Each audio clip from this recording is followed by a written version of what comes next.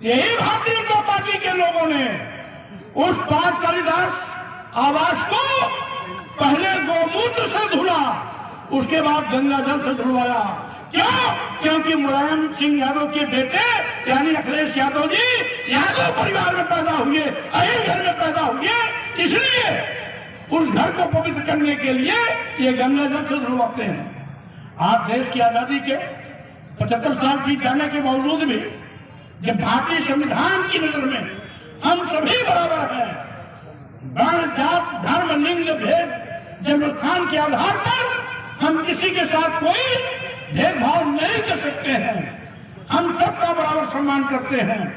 तो साथियों, द्रौपदी मुर्मू जी को आदिवासी होने के नाते रोका जाता है, रामनाथ कोविंद जी को कोली दलित समाज का होने के नाते रोका जाता है, अखिलेश यादव की कोठी गंगा जल से धुलाई जाती है क्योंकि वो अहिर का छोरा है, यादव घर में पैदा हुआ है, इसलिए ऐसा किया जाता है।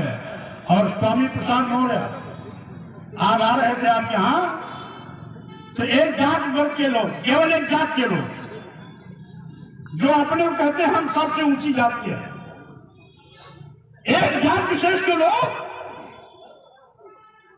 हमारे स्वागत में काला झंडा लेकर खड़े थे।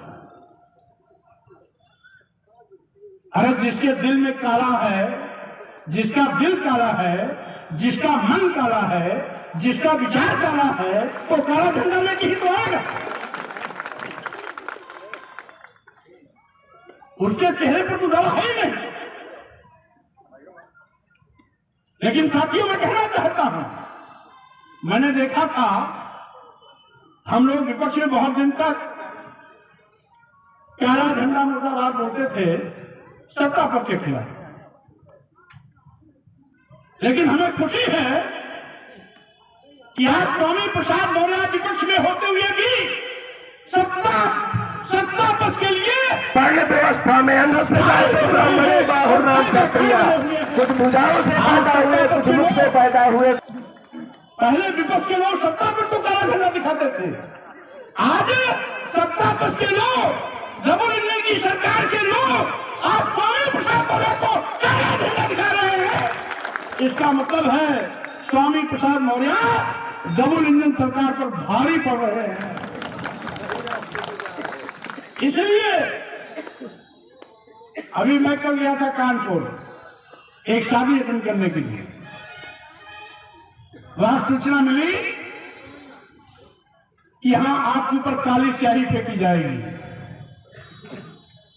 बहरहाल पुलिस क्या चौबन व्यवस्था थी, कोई नजदीक पकड़ने ही नहीं पाया, काली स्याही तो आई नहीं। आज यहां पर भी जिनके हाथ में काला झंडा दिखाई पड़ा, पुलिस ने उनकी भी जबरदस्त तोड़िया की और उनका काला झंडा कहां दिखाई पड़ा, कहां नहीं दिखाई पड़ा, उनके जेब में रह गया या निकला कि नहीं निकला, इसको भी कोई देख नहीं पाया। लेकिन इतना जरूर है कि जहां भी मैं जाता हूं, काला झंडा मुर्दाबाद, काली स्याही इस बात का प्रतीक है कि आज अगर भाजपा डरी हुई है, भाजपा सहमी हुई है, भाजपा को डर है कि भाजपा की खटिया खड़ी दूसरा गोल कोई कर सकता है, तो स्वामी प्रसाद मौर्य कर सकते हैं। इसलिए आपके काले झंडे से ये कारवां रुकने वाला नहीं है। यह बुद्ध का कारवां है, ये विचारों का कारवां है, ये डॉक्टर अम्बेडकर का कारवां है, ये ज्योतिबा फुले का कारवां है, ये सावित्रीबाई फुले का कारवां है, यह मानव कांशीराम का कारवां है, ये इंसानियत का कारवां है। ये कारवां रुकने वाला नहीं है, जितना रोकोगे उतनी ताकत से आगे बढ़ेंगे। और साथियों, कुत्ते भूखते रह गए, हाथी आराम से यहां पहुंचाई। कुत्ते भूखते रह गए, हाथी आराम से यहां तक पहुंचाई।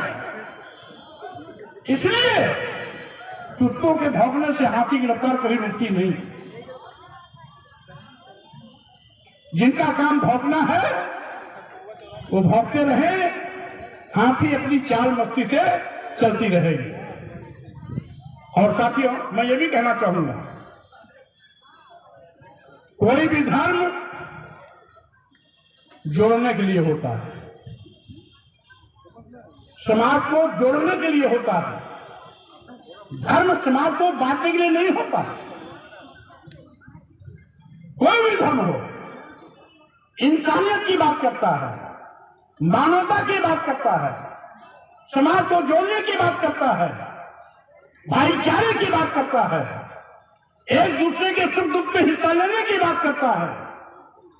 और अगर कोई धर्म का ठेकेदार किसी को नीच कहता है, किसी को अधम कहता है, किसी को अपमानित करने की बात करता है, महिलाओं को प्रताड़ित करने की बात करता है, आदिवासियों, दलितों, पिछड़ों को मारने पीटने प्रताड़ित करने की बात करता है, तो समझ लेना वो धर्म नहीं है, वो अधर्म है। इसलिए ऐसे धर्मियों से बचने की आवश्यकता है, ऐसे धर्मियों से बचने की आवश्यकता है जो हमें बांटने की कोशिश करते हैं, और जो हमें बांटने की कोशिश करते हैं वो देश को ही बांटने की कोशिश कर रहे हैं। आज हिंदू राष्ट्र की मांग करने की बात करने वाले कौन लोग? जब हमारा देश आजाद है, संप्रभु राष्ट्र भारत है, हमारा भारतीय संविधान है, तो हिंदू राष्ट्र की मांग करने वाले लोग देश को बांटने वाले लोग हैं।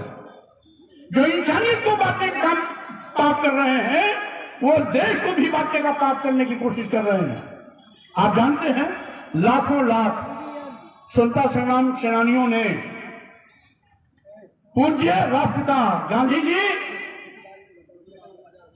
और नेताजी सुभाष चंद्र बोस के नेतृत्व में लाखों राष्ट्रपिता संग्राम सेनानियों ने लंबा आंदोलन किया, संघर्ष किया, घर बार छोड़ा, जेलें काटी, शहादत शहीद भी हुए, और बड़े लंबे संघर्ष के बाद देश आजाद हुआ। आज हिंदू